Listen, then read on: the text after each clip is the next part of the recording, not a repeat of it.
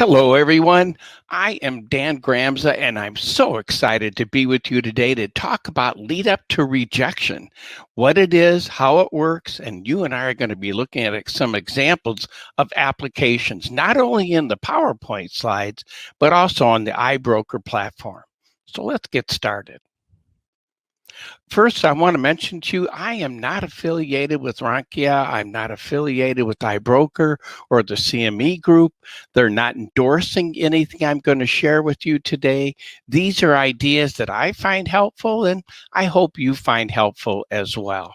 My background is I come from the trading floors in Chicago. That's had a big influence on how I look at the markets. I trade, and I also circle the globe a couple times a year, primarily working with institutions on trading strategies. And although I haven't been traveling this past year or in 2020, but that's my typical action or the things that I do.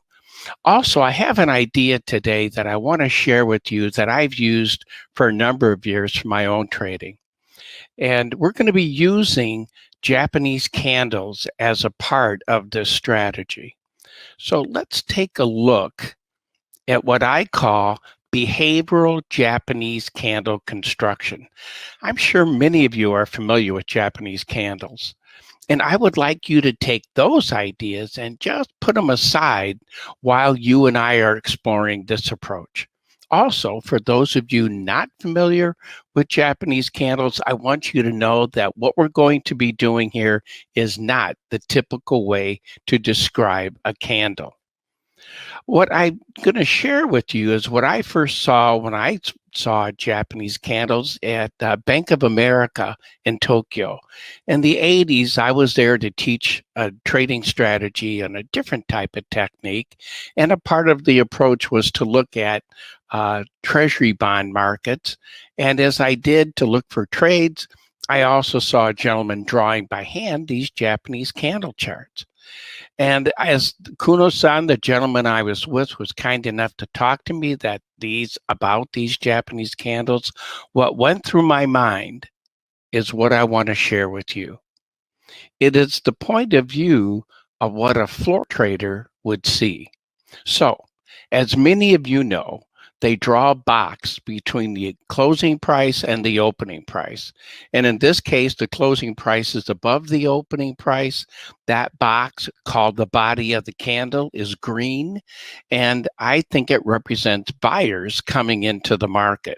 What causes prices to move higher is when you have an imbalance of supply and demand, or buyers and sellers. When more people want to buy something than sell it, that causes prices to be bid higher. And I believe that's what you and I are seeing here. It's just the opposite on the other side. When the closing price is below the open, that body is now red, and I consider that selling coming into the market. Here, I also have the high and low matching the top and bottom of the body of the candle. As many of you know, that doesn't always happen. In fact, sometimes we see the high price above the body of the candle. That is represented by this vertical line called a shadow. For me, at higher prices, that represents selling at higher levels, so a selling shadow. When the low price doesn't match the body of the candle, that difference, also a shadow, I think represent buyers coming into the market. So this aspect of identifying buying and selling is what you and I are going to be using to identify the pattern that we want to look at today. A few things to keep in mind. The larger the body, the more committed the market is. It's a measure of enthusiasm, so of commitment, of momentum. The smaller the body would imply a loss momentum. The shadows, for example, represent buying and selling, but also another concept, and that's rejection of those higher or lower prices. But let's move on, and let's take a look at what I consider rejection. How am I defining the concept of rejection? So here in this chart, you see these green candles moving higher. And then at the highs, we see a large shadow on the highs of an uptrend. And I want you to keep in mind, remember, when this market traded at the high price, at that moment, this would have been a green body candle. But at that level, for whatever reason, sellers started coming into the market. And what we would see behind them is the formation of that shadow. So when it traded at the high, when it was a green body candle, that was market acceptance. When the market moved away from those price levels, that is what I call market rejection. Now, let's look at the same idea, only to the downside. A shadow on the lows of a downtrend, I also consider rejection. And just like before on the upside, when this market traded at the low, that would have been a red body candle. But at that level, buyers started coming in. And as they competed against each other, they were driving prices higher. So here, from a red body, market acceptance, to now a shadow, we're seeing market rejection. So this is one piece of the concept that we're going to be looking at today. Let's do an overview. I want to give you a broader point of view of some of the characteristics you should be thinking about as we go through this concept. Well, first, it's a 3-candle reversal pattern. It works with almost any time frame in any market. The trade entry for a bullish rejection pattern, after 3 lower highs, you're going to buy 5 ticks above the rejection candle high. For bearish, after 3 higher lows, you're going to sell 5 ticks below the rejection candle low. Profit expectations. Typically, it's profitable with the candle occurring after the rejection candle. This is important. If the setup is proper, this is a trade that you should get paid. You get paid for the trade, is the old saying on the floor. And sometimes you need to be patient to get paid. Here, if this is going to work, it's going to work fairly quickly. So if the trade entry has not occurred within 3 periods of time, or it's not profitable within 3 periods of time after trade entry, from my point of view, consideration should be given to exit the position, even though the risk management stop has not been traded, because that is not the trade we're looking for. If it's taking a long periods of time after your trade setup and the market is not moving in your favor, well, at that point, it's probably not going to be the trade we're looking for. We need a dynamic trade. So whether you're looking at a 5-minute chart, a daily chart, a weekly chart, these principles apply. Now, let's talk about risk. Risk management is a stop. Bullish, it's going to be 5 ticks below the low of the rejection candle. Bearish, it'll be 5 ticks above the high of the rejection candle. Profit management, that's a trailing stop. Bullish, we're going to have 4 ticks below the lows of the candles following trade entry. Bearish, 4 ticks above the highs of the candles following trade entry. Or it could be a magnitude objective based on the volatility of the market being traded. So an example, you buy the market at 50. Your objective is 54. The market trades, and let's say you buy 2 contracts. Let's do it that way. So the market's trading at 50, you buy 2 contracts, and the market goes to 54. At that point, we could sell one of those contracts because we're at the magnitude objective. We could then move our stop, our sell stop for risk, and move that up to 50. So the worst that can happen is we make 4 points on the first contract and we make nothing on the second contract, or maybe we get out a few ticks above 50. Then, if the market does continue, we could now trail our stop. So that's another approach, and I just want you to be aware of that.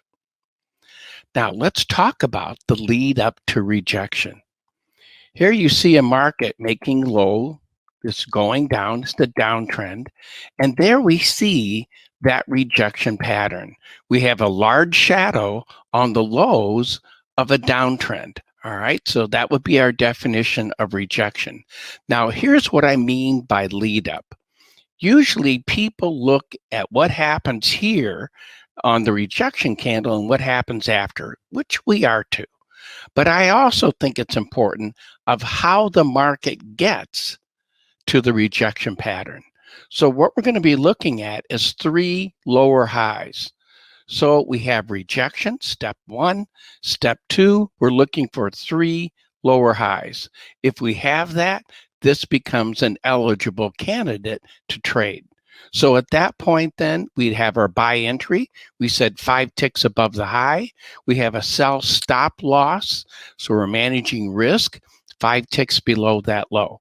Now, by the way, I'm giving you these parameters. You may find in your research that you want more room, more than 5 ticks or less than 5 ticks, but that's something you'll be able to sort out. I'm just giving you my guidelines. Now, we have everything in place. Let's say the market does move higher. It traded through our trade entry. Well, the next step would be to move my sell stop. I'm going to trail my sell stop higher, cancel the previous one, and I'm still managing risk, right? This market, my stop loss order is still below my trade entry, so I'm managing loss.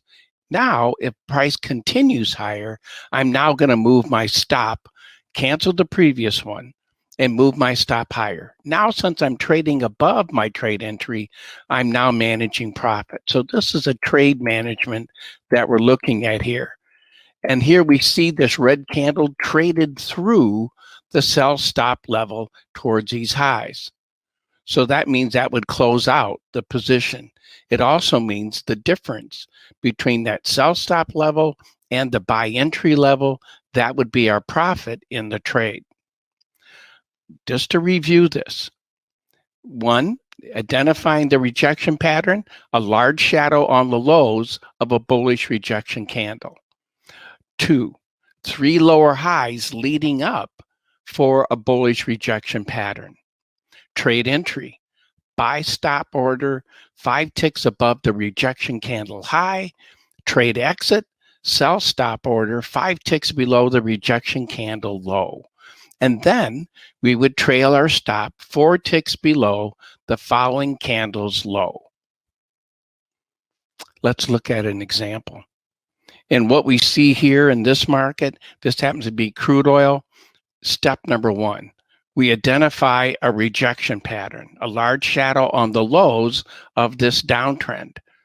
And in fact, we have a rejection candle here, but the market never traded above it.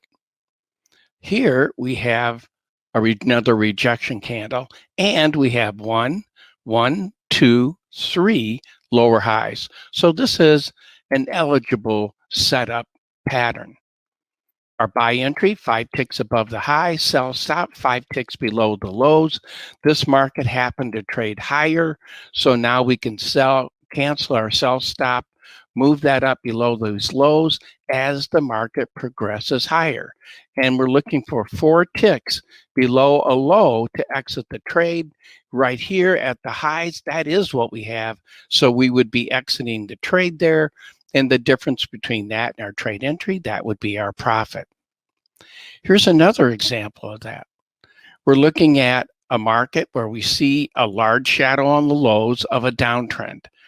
That's our rejection pattern. The next thing, do we see, yes, 3 lower highs.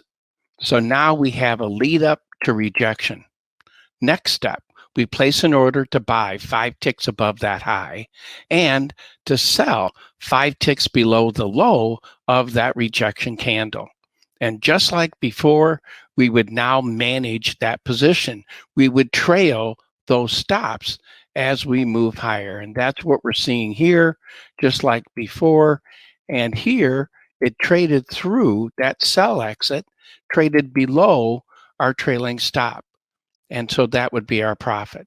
Now, one thing I don't do, I look at the setup just like we're talking about, and we look at how this market progressed.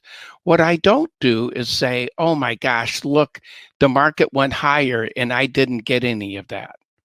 If it doesn't comply with my strategy, well, then maybe I missed that part. What I do care about is I care about being consistent. And that's why you see very specific parameters. I think that's important for you and me.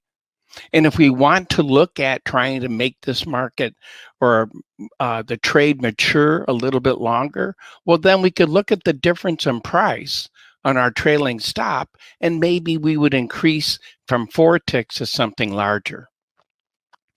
Let's talk about bearish side. Here we're looking at a bearish lead up to rejection. And here we see a market moving higher, and we see that large shadow at the highs of an uptrend. So we have rejection, and we have 3 higher lows. So those are the ingredients for a rejection pattern setup. Next, sell 5 ticks below that low, buy stop loss 5 ticks above that high. And again, we're going to manage our position if indeed it goes lower. So now it would have traded through our sell entry, and we now start managing this position just like we did before. And at 4 ticks above the previous high here, we would have been stopped out. So that would have taken us out of the position. So here was the difference between our buy stop and sell entry, our profit.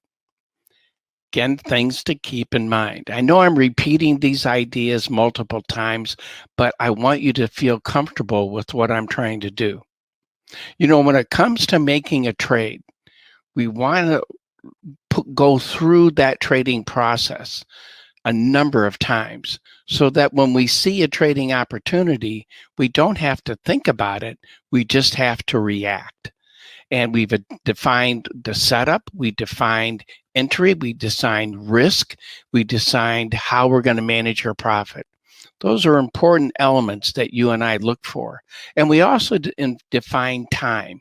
We said if this is going to work, it should work within 3 periods of time of our trade setup.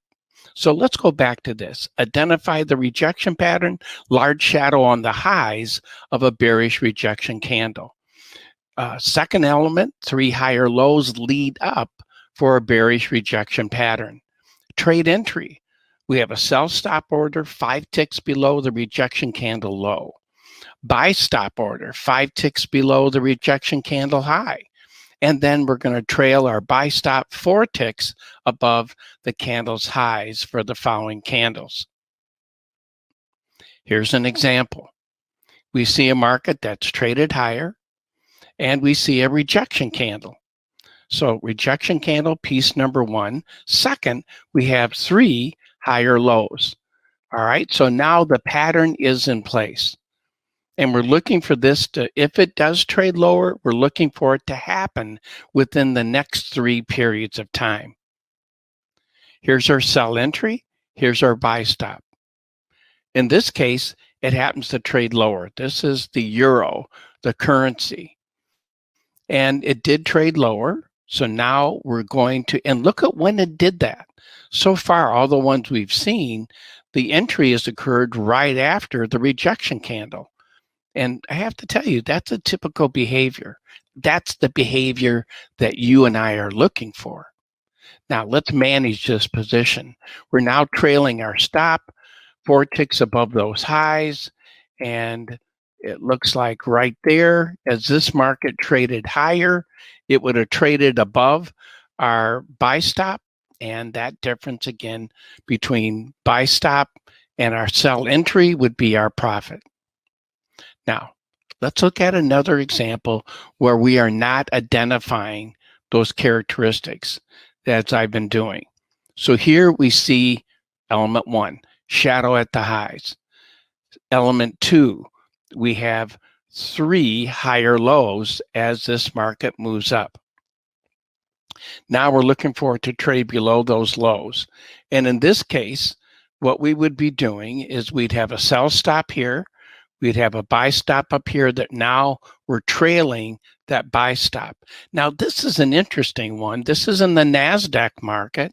And what's interesting about it is look at this last candle. We have a very large shadow on the lows.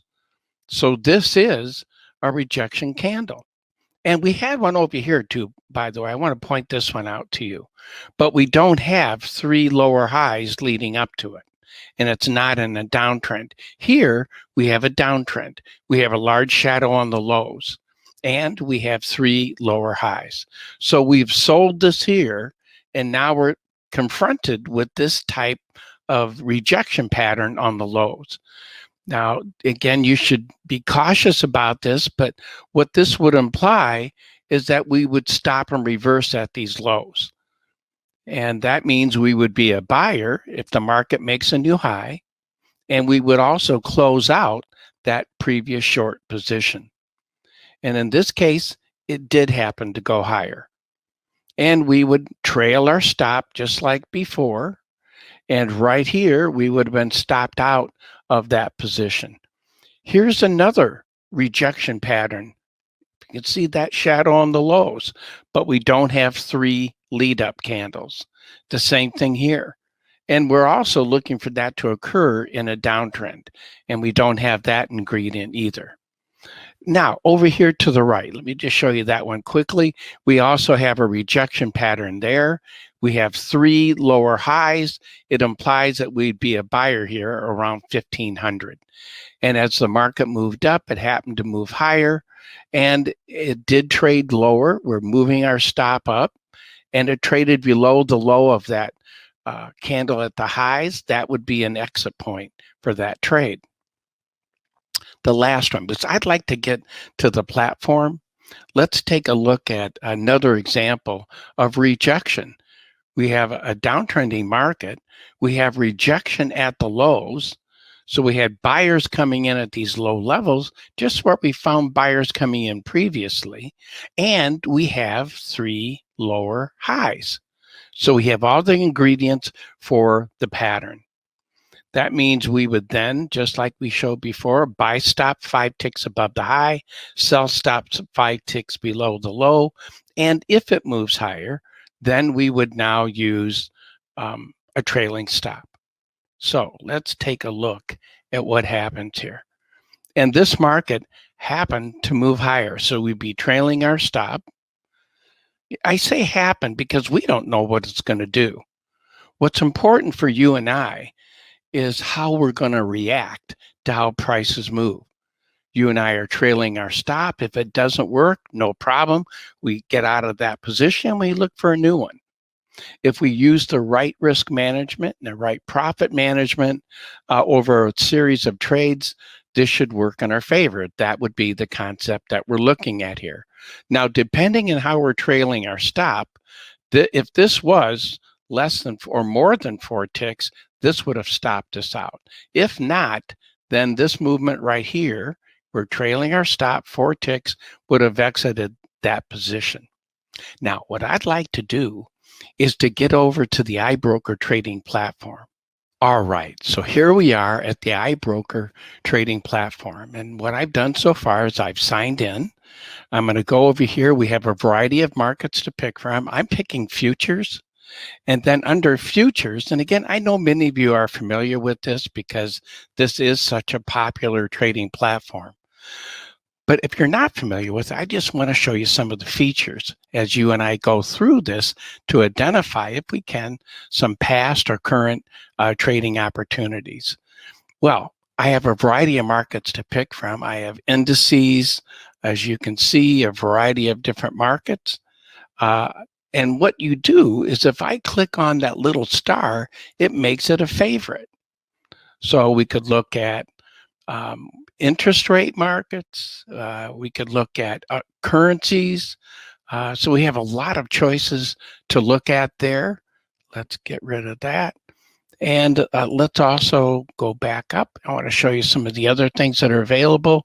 We have energy markets. And you can see there's a star next to these. So that's going to be in our list of markets to look at.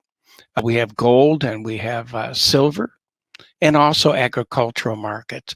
I'm keeping our focus today, though, on the financials.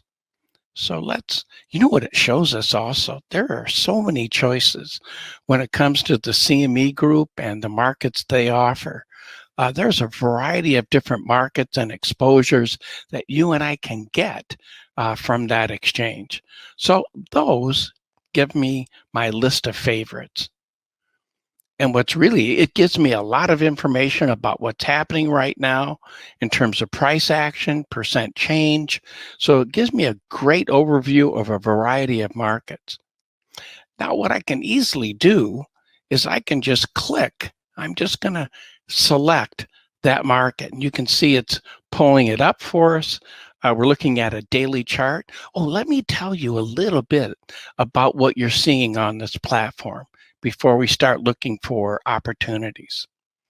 On the left side, these are all the things that you and I could do to this chart to help gather information. So we can use different pointers if we want. We have different ways to use trend lines and Andrew's pitchfork and a whole variety of other studies that we could look at. We have different other techniques to identify setups and patterns. We can look at text. We can add, again, a way to identify different characteristics of price action. And same thing here. We can look at different position sizes. So we have a whole variety of choices to look at. That's what I wanted to point out to you on the side. And then on the top, that little arrow right there, that tells us about the interval of time. So from 1 minute to 30 minutes to an hour to daily, weekly. Very easy. I just click on it. You know, something I look at when I'm looking at a platform, and you probably do this too. One of the things that I want to know is how many times do I have to click to change something or to get something? And here, it's just a simple click and I have it immediately. So to me, that's important because it allows me to look at a variety of different information. If I want to change the format here, we're looking at candles. I could make it a bar chart or some other type of display if we wanted to do that. I can also change the settings. I can get different colors, a variety of ways of kind of fine tuning it to the way visually I want to see this. It gives us that ability. Check this out. Let me put that there. Let's go back to this. There we go. These are the indicators that you and I could look at. And these may be tools that we'd want to use to help guide our trading decisions. And you can see there are a lot of different indicators here. So a lot of tools that, again, one click away, you and I could grab if we wanted to add that information. And there may be something there that you would like to see. So let's close that out. We don't need that anymore. The other thing I just want to point out to you is it's very easy, and this is something I look for in a program, is how easily can you and I manipulate this chart? If I want to move it around, what do I have to do? On the left side here, I can use this up and down arrow. And on the bottom, I can also expand and contract using little side arrows on the bottom. And I can just grab the chart and move it around. Now, right now on this particular market, I don't see any of our lead up to rejection trades. Let's get rid of that. We don't need that. We almost had one right here. Here's rejection. Prices were moving lower, but I don't have 3 lower highs. So let's move on. Well, actually here, if you look at that candle, let's do this. Let's take this little guy right there and let's open it up so you can see it a little bit better. There we are. So we see this market moving lower. We see a larger shadow on the bottom of this small range candle. And that shadow is more than 45% of that range. So we have, that's piece number one, number two, 1, 2, 3 lower highs. That means we would consider buying if the market makes a new high beyond that high. Our sell stop would be at the low. In this case, it traded through it, and now you and I would trail our stops. And let's see what it did do here. 4 ticks below that low. And this may actually, let's look at this one here. If I just put my cursor on this, look up above. You see those numbers changing up here? That's all I have to do. If I want to know the prices of that, I just have to look, put my little pointer on it, and I can see what those lows are. But this is not more than 4 ticks. So we would have been stopped out up here. Ooh, you know, something else. Do you notice another lead up to rejection here on this chart? Well, what I just saw is, look at the larger shadow on the highs. So we have a rejection pattern, and we have 1, 2, 3 higher lows. So that means I would be a seller at this level. My buy stop would be at new highs. And now we're trailing it down. And here we have another rejection pattern. We would also be means that we're trailing our stop, and we would have been stopped out over here in this market. And so the profit in this one would have been between that low to this exit point. Here's the thing to also keep in mind. The couple that we've looked at here, the ones that you and I saw beforehand, here we have that rejection pattern at the lows. And again, it's the next candle that takes off. That's the pattern we're looking for. Here, as we would, if we would have been a seller, it took off right to the downside, that period and the next period. So we have those elements. We don't have a rejection pattern here because we don't have 3 lower highs, so it's not a lead up to rejection. So the British pound is an example of those kind of concepts that we've been talking about. Let me just see if there's quickly. Well, we got so many things to look at. Let's do this. Now, I could go back to the previous page that we were looking at, my list of favorites. But you know, another way to do it is just click up here. And now I got all the markets I want to look at. So let's look at the S&P. Let's see what's happening in that market. Again, I'm looking at a daily chart. And what we're seeing here, we're seeing some weakness in today's action. Actually, son of a gun, we're a little late here on that. But if you look at this candle right here, that would have been rejection, right? We have yesterday's trade. We made new highs, and we had this large shadow in an uptrend. And we have 1, 2, 3 higher lows. So that means right here, you and I would be a seller based on that concept. So yesterday, this could have been on a list of potential markets for you and I to look at. And we did get trade entries, so that means we'd have a stop up above. We are now trailing our stop, and we'll see how this develops today. The next important parameter, by the way, for this price movement is right here, about 43.80. See that very large green candle? I call that a benchmark candle. What we did in one day, it's taken 1, 2, 3 days so far to cover the range of that one day. From my point of view, buyers were stronger. They were dominant as they pushed prices higher. So here, we'll see how this develops because it's happening now. But we're looking at, if it gets down here and stays in this range, let's say we trade lower and we leave a shadow on the bottom, I would be looking up for an up day for tomorrow's action. So it's a very interesting setup. We don't know if this action that we're seeing at this point, is it buyers selling to take profits? Has this market gotten high enough to find new sellers? And what is it responding to? You know, fundamentals create opinions. So I think fundamentals are important. Price action, actually, though, for me, determines what I do. And do we have fundamentals driving this market lower? That would be the next thing we look at. If we look at what's happening in Washington with the debt ceiling, that's a political football, basically going back and forth, which they do every time. Will they come to a resolution?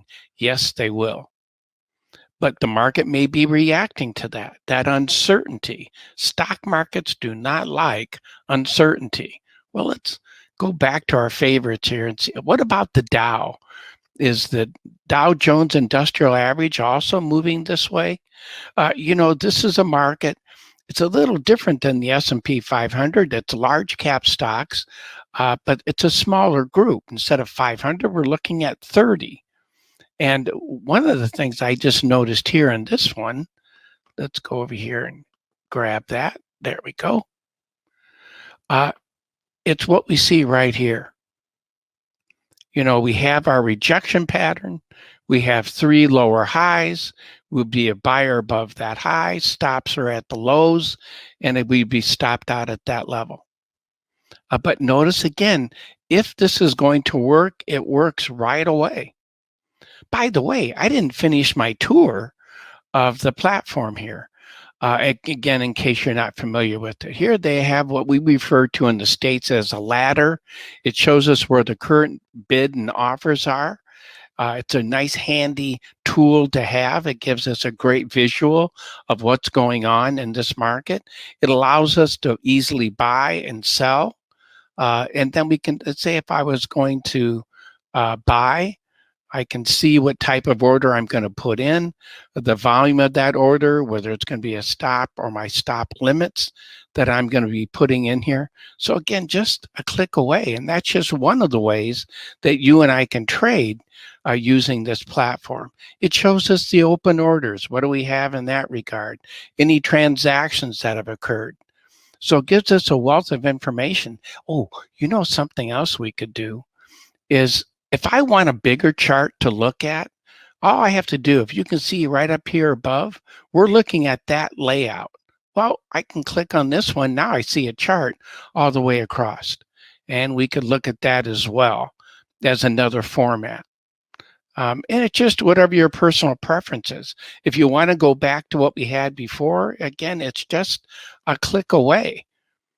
And for me, those are important parameters. I don't want to have to click 20 times to get information. And for you and I here, it's just one click. Well, we're looking at these micro contracts that are in the Dow. We're also seeing that rejection pattern, 3 lower highs. And again, we'd be trailing our stop. That would be our exit on that particular market. These are micro contracts that we're trading. You probably have already heard about these, but this just amazes me. If you haven't had a chance to look at them, you may want to do that. What the CME Group did is they made a smaller version of their previous contracts. They have a large contract, they have a mini contract, and now they have a micro mini. This contract is 1/10 the size of the previous contract, the mini. Here's the big deal for you and me on these micros, just so you know about it.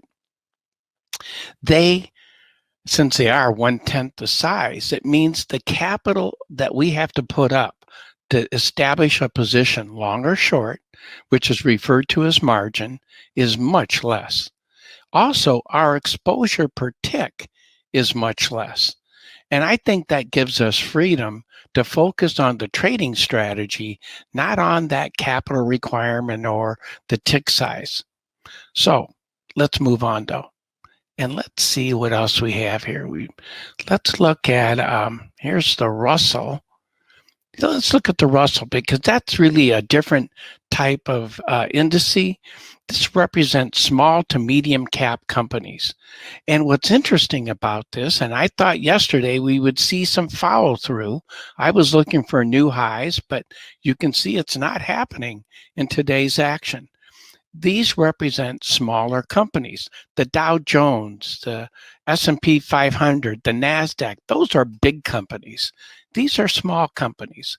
And what's interesting about this index is they have the ability to lead the other indices. Why?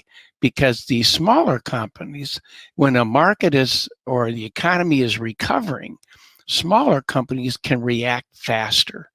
And that's what we expect to see when it comes to this indice. One of the challenges, 83% of companies, small companies, are having trouble finding people to fill positions.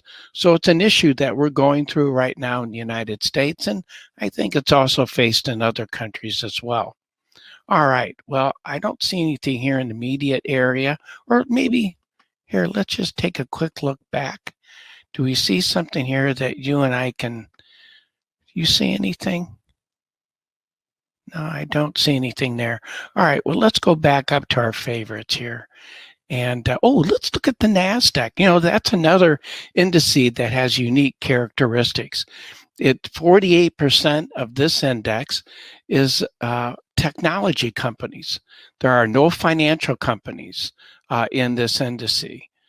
So you don't expect that influence coming into it. No utilities are in this indice. So it really is heavily weighted to technology companies.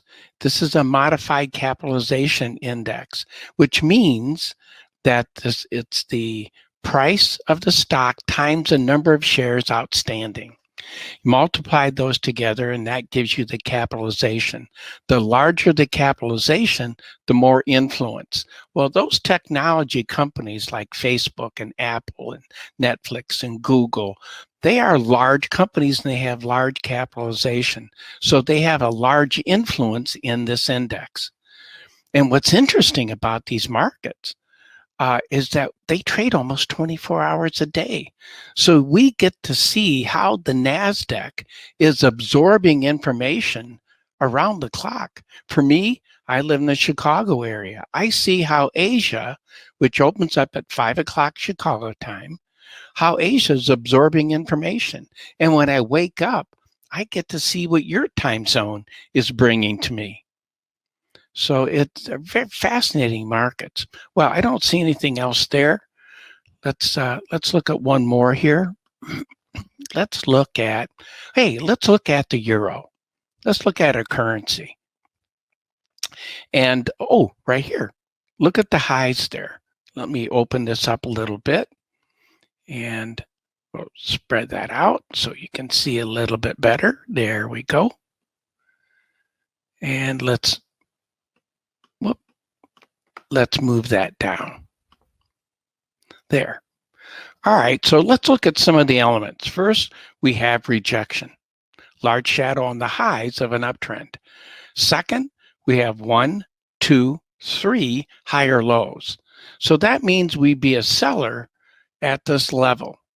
It also means if it did trade through it, which it did, but it didn't close profitable, we would have had a sell stop there, a sell stop here when it finished, and it's the second candle that really started to accelerate. And depending if this is more than 4 ticks, that would have stopped us out of that position. So I hope today you've gained some insights into these lead up to rejection patterns. You know, I also want to thank Rankia, I want to thank iBroker and the CME Group for making it possible for you and I to share some time together exploring these markets and exploring this concept. Like I said, it's been helpful to me. I hope you find it helpful as well. I would suggest a couple things. One, if you find this interesting, don't immediately start trading it. Actually, do some homework. See if what we've been seeing here is true for the markets that you want to trade. So that when you see the rejection pattern, do you have the 3 candles leading up? What happens after, in this case, you would have been a seller? Do you get paid for the trade? Also ask yourself 2 other things. One, is there a time of day that you have a tendency to see rejection patterns on a particular market? Is there a particular day of the week that we have a tendency to see these rejection patterns that are profitable? So we can isolate that further. It could be a time of day and a day of week. that we could also isolate to identify this kind of pattern. Well, I hope that gives you a few things to think about. I also want to thank you for sharing part of your day with me. I hope you've gained some insights into these ideas. I wish you much success in your trading. I look forward to our paths crossing again. But in the meantime, take care.